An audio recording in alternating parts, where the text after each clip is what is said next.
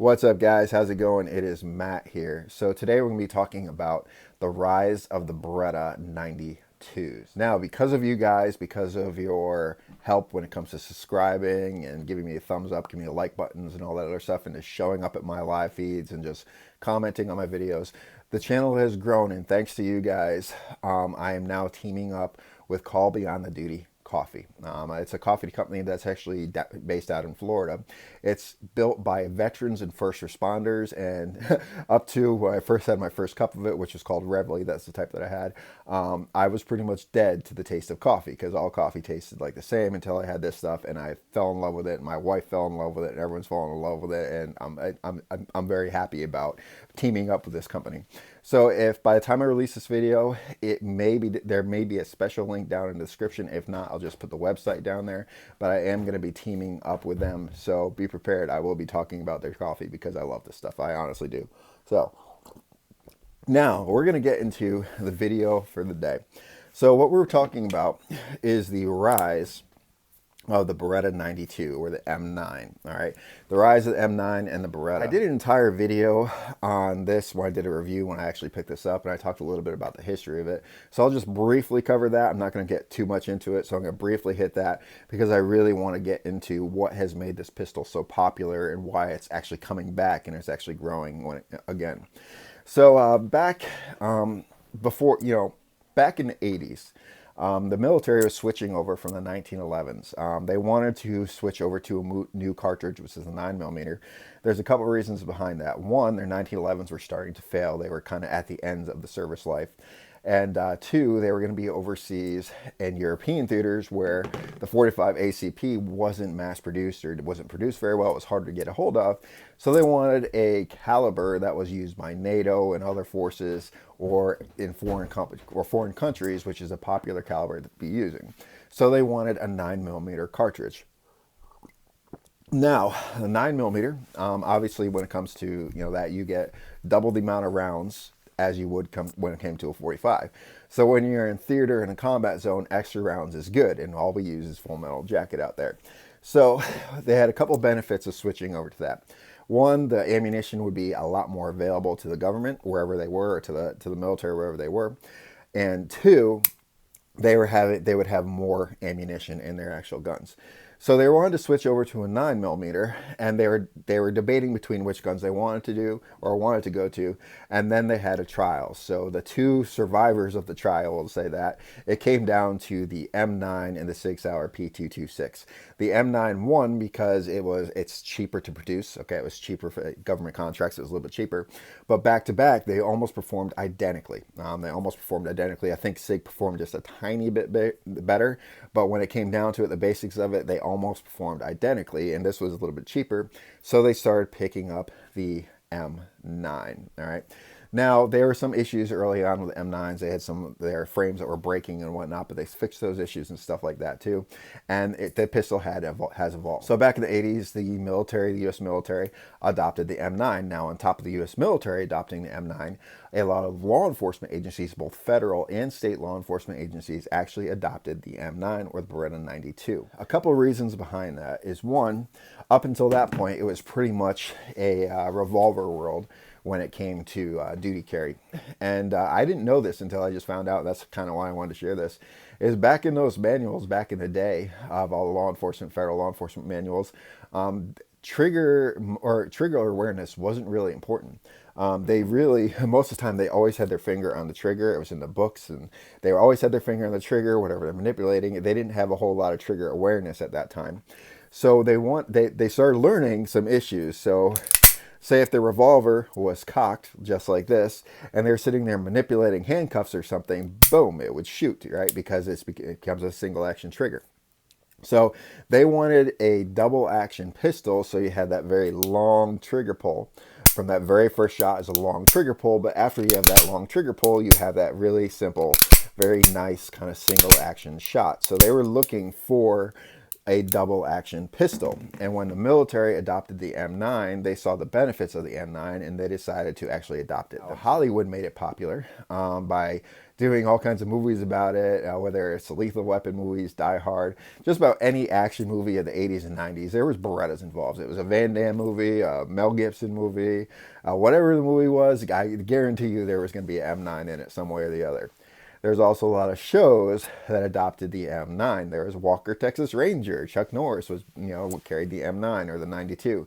He had a silver one. I don't know if it was Enox, but it was a silver one that he had. But basically speaking, the Beretta M9 became this popular kind of gun that everyone wanted to have. And it's a very good pistol. It's a very accurate pistol. Now, I'd say about 15 years ago, give or take. So, correct me if I'm wrong on it. The popularity from the M9 started dying down because there's not a lot of different types of guns that were coming out. You had the Glocks that were getting popular. You had striker fire pistols that have been coming out recently and stuff like that. And people are like, well, what's the point of me having this long double action old, Beretta when I could switch over to a Glock or an M&P or something like that, which is kind of more of a modern day type of feel when it comes to striker fired pistol. The trigger is much better. I don't have to fight my way through that long trigger pull from the start. I don't have to worry about manual safeties and decockers. If you guys don't know how the M9 works, is basically when the safety is on like this, red means dead. That's what we also say in the military, is when the safety is down like this, the trigger is dead. It doesn't do anything. When the safety is up, the trigger is activated. After you shoot that first long double action trigger pull, you have a sweet single action trigger pull. Once that hammer is down, if you want to, you take the safety right here, it's a decocker, and you push it down. Then you got to push it back up to make it fight or make it ready to carry again. Now it's funny, in all the movies I see them and they always cock it that way. I'm like, it's an M9. That's what this thingy is for here. That's what this thingy is for. So stop, decocking it like that. I don't know why they did that in Hollywood. I guess it was the cool thing. That was the revolver thing to do back then. But it has that control on it. So a lot of people don't want those extra controls. They wanted a modern day revolver that wasn't a revolver, that had a sweet trigger that all you needed to do was pick it out of the holster, point, and shoot. So they wanted a Glock. They wanted an M&P. They wanted something along those lines. So the M9 started dying off. And then, basically speaking, the militaries, the M9s that were in the military were coming to the end of their service life. And the military wanted to change. If you know that, we are now in the process of doing a changeover from the M17 and the M18 from the M9. So the M9s are starting to die down, just like every military weapon. If it's popular in the military, then it's going to be popular in the civilian world as well. So it started dying down a lot. Now, a few years back, Wilson Combat came out and they started dabbing back into M9. Bill Wilson is a huge fan of M9s. He has a massive collection of M9s, prototypes, and stuff like that too. And he's always liked the M9. It's a very popular law enforcement pistol, still in use today. It's very popular in general. It's just a great pistol, and you can find it all over the world. It's just a really good pistol to shoot. So Wilson Combat, they started getting back into customizing the M9. So they made like their Centurion models. They made all these fancy models where they get in there, they tune everything up and stuff like that. And people started going and seeing that Wilson Combat, this hardcore 1911, like top of the line 1911 company, is getting back into M9s or getting back into the Berettas. So maybe we should take a look at this. And then they picked up the Beretta. They felt it in their hand, and they're that fat grip that some people like, some people don't like. They felt it in their hand. They felt the tuned up trigger and stuff like that, and they're like, oh man, that is just sweet. That's just a sweet gun. Then they take it out to the range, and one thing they start to learn is how accurate this gun is. And this is a very, very accurate gun, and there's several reasons why the Beretta is a very accurate gun. Now, this is the tuned up one, so I'll go back to this one. There are several reasons why this is a very, very accurate gun. One thing is, if you notice the barrel, okay, you can actually see the barrel going all the way through here.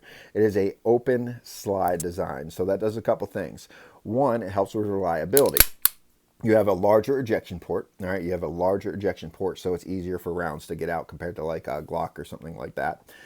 It's also easier to maintain. That makes it much easier to maintain. And one other big plus is that the barrel does not move. Okay, the barrel does not move. The barrel is basically in place. So when, like a modern Glock or something like that, or any type of modern striker fired pistol, usually when the magazine's in there, the barrel will go up and down when the slide is manipulating. A Beretta does not. It literally directly feeds into the barrel, which makes it more accurate and can use a lot, or makes it more, not accurate, makes it more, well, it does help with accuracy, but it makes it more reliable when it comes to a variety of types of 9mm ammunition. It doesn't need to slide up a ramp. It barely needs to slide up a ramp. It pretty much just feeds directly into the chamber of the gun. So they start realizing that this gun, this old gun that they used to, all the military used to use in Hollywood and stuff like that, still had that cool factor. And yes, it was a little bit heavy, but the second they started shooting it, it was just such an accurate, good performing, like just a good all-around gun. These things are super reliable. I've seen some pretty nasty conditions that these have been in. They just function very well overseas in desert, in Iraq and stuff and whatnot. And they're just a super reliable gun. So they started gaining popularity again. Then you also had Ernest Langdon. Ernest Langdon, Langdon Tactical, if you heard about them. That's I have one of their thingies right there, that Langdon Tactical. I actually got my sights on my Centurion from Langdon Tactical. He has always been a huge fan of Beretta, and he's always been teamed up with Beretta, and he knows Berettas in and out, and he's made custom Berettas for Berettas for a long time, custom Berettas for Beretta. He made custom 92s for Beretta for a long time. He's worked with Wilson Combat. He is like the M9 guy. For years, he's been pushing the M9. His classes, his YouTube videos and stuff like that, he's been talking about how good this is. Now, a lot of people are starting to realize that there are some real benefits to an M9 and to having that double action trigger. Now, I'm not saying this gun is better than a striker fired gun. It's in the eye of the beholder when it comes down to that. Now, what people are learning from that is if you know how to function a double action trigger, all right, it is a great way to go. It is a very safe firearm. Now, every firearm is safe if you put it in a safe direction, you have good trigger discipline. But the way how it's designed, it makes it safer than striker fired pistols. Now, a lot of people will disagree with me. Let's go ahead. Feel free to disagree if you want, but the proof is in the pudding. Basically speaking, in order to take that first shot, you have to take a very deliberate shot. You have to pull back. You have to make the decision to make that shot. So when it comes to the adrenaline moving and everything else in a bad situation, law enforcement situation or whatnot, it's very hard to accidentally pull this trigger. It is very hard to accidentally pull this trigger, where it's like a Glock trigger, M&P trigger. Don't even get me started on the standard 320 triggers with no trigger, trigger safeties on or anything like that too. Those things, with any type of just any little bit of force, those things will go off. It doesn't have that long travel, which creates that safety feature when it comes down to that. Then after you have that one double action shot, you have a beautiful, absolute beautiful single action shot with a very short reset afterwards, which makes it even more accurate, because we know triggers make guns a lot more accurate. They do make them a lot more accurate. So Berettas were this big popular gun that everyone picked up, law enforcement. Then it kind of died down, and then thanks to people like Bill Wilson, thanks to people like Ernest Langdon, they started bringing the public eye back to the high quality of these firearms. And now there's a lot of people going out to purchase them. There's a lot newer models that are coming out, the Langdon Tactical models, the Centurion models, the 92X models, you name it. All these new guns are coming out, so it's once again is regaining popularity. Anyway, guys, if you like this video, like, share, subscribe, tell your friends about me. And remember, guys, it is our responsibility to take care of each other and protect each other. Peace.